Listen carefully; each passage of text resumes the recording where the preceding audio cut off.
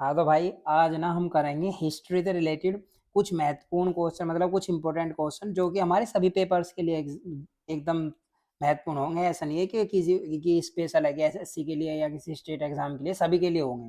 कुछ ज़्यादा देर की बात, ज़्यादा क्वेश्चन नहीं है, थोड़े ही क्वेश्चन और ज़्यादा बड़ी वीडियो भी नहीं रखेंगे। जैसे पहला क्वेश्चन ले लेते हैं हम डायरेक्ट। चलो, क्या है, कौन सी मुगल इमारत अकबर द्वारा नहीं बनवाई गई है? तो जो दिल्ली का किला है ना मेरे भाई, दिल्ली का किला यो अकबर द्वारा नहीं बनवाया गया है। डायरेक्ट वन लाइनर क्वेश्चन है, इनमें कोई डिटेल नहीं होगी, कुछ नहीं होगा, डायरेक्ट वन लाइनर क्वेश्चन है, डायरेक्ट याद करो। बालाजी विश्वनाथ ने सैयद बंधुओं से संधि किस वर्ष की थी? बालाजी विश्वनाथ ने सैयद बंधुओं से ने संधि किस वर्ष की थी? तो 1714 ईस्वी में की थी हमारी। अब इसके बाद आ जाता है नेक्स्ट क्वेश्चन कि मनसबदारी व्यवस्था में किसके शासन के उपरांत अव्यवस्था उत्पन्न हो गई थी? मतलब कि मनसबदारी चलाई तो किसी और ने थी, पर जो उसमें उसके मतलब जो कि किसी का मतलब कौन से शासक का शासन था जिस टाइम उसमें अव्यवस्था मतलब चल ना पा रही अच्छे से, तो कौन से शासक है भैया? शाहजहां हमारे वो शासक था। चोल शासक विजयादित्य प्रारंभ में किसका सामंत था? किसका सामंत था भैया? पल्लवों का। लोधी शासकों ने सजावट के लिए कड़े पत्थरों का प्रयोग कहाँ से सीखा? मतलब कि कड़े जो पत्थर थे वे कहाँ कहाँ से ला रहे थे, कहाँ कहाँ से उन्होंने सीखा था, कौन से देश थे? तो कहाँ से सीखा भैया? ईरान से। अब इसके बाद किस शासक ने बाजीराव प्रथम ने किस शासक को बाजीराव प्रथम ने हराकर दक्षिण में मराठों की सर्वोच्चता स्थापित की थी? तो आसफ आसफ जहां निजामुल मुल्क को हराकर दक्षिण में मराठों की सर्वोच्चता स्थापित की थी। इसके नेक्स्ट हमारा क्वेश्चन क्या है? कूच बिहार में किस शासक की सेना ने 1657 ईस्वी में मुगल क्षेत्र में प्रवेश किया था? कौन सा शासक है मेरे भाई? प्रेम नारायण। मुगल काल के संदर्भ में शब्द हासिल से क्या अभिप्राय है? मुगल काल में एक हासिल शब्द का प्रयोग किया जा रहा है, उस हासिल शब्द का मतलब क्या है? सिंपल सी डायरेक्ट देखते हैं क्या है।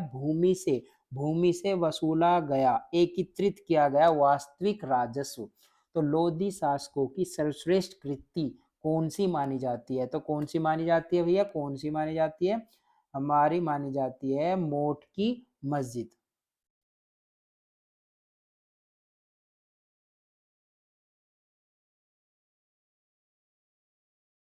नेक्स्ट हमारा क्वेश्चन है लोधी शासकों की सर्वश्रेष्ठ कृति कौन सी मानी जाती है? तो हमारा आंसर हो जाएगा मोट की मस्जिद। इसके बाद नेक्स्ट हमारा है बाजीराव प्रथम 1720 ईस्वी में पेशवा बना। कब बना भैया? 1720 में।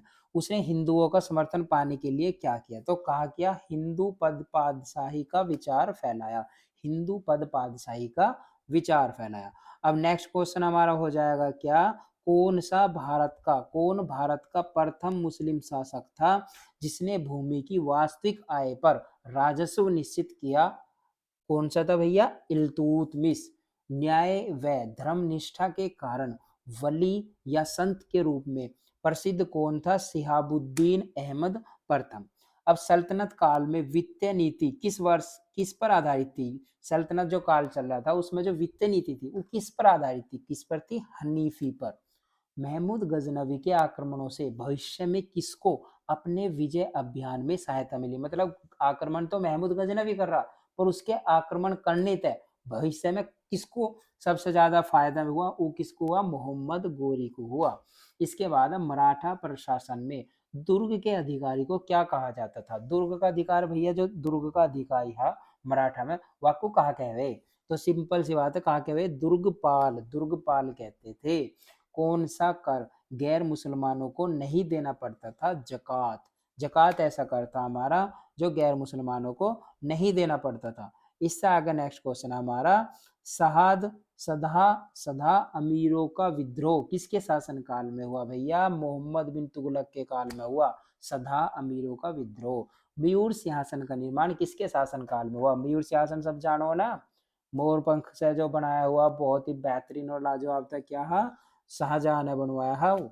शिवाजी के प्रशासन में मोकरा प्रथा क्या थी? मोकरा प्रथा क्या थी हमारी? अधिकारियों को जागीरें प्रदान करना। और मुगल काल में लास्ट क्वेश्चन हमारा, मुगल चित्रकला की विषय वस्तु मुख्यतः क्या थी? दरबारी जीवन और प्राकृतिक जीवन। और ऐसी शानदार वीडियो को जानने के लिए और अच्छे से पढ़ने के लिए भैया आप सीधा हमारा चैनल है आरबी क्लासेस 47 है, यहाँ हम ज्वाइन कर लियो और ज़्यादा से ज़्यादा शेयर करियो और भैया सपोर्ट करियो।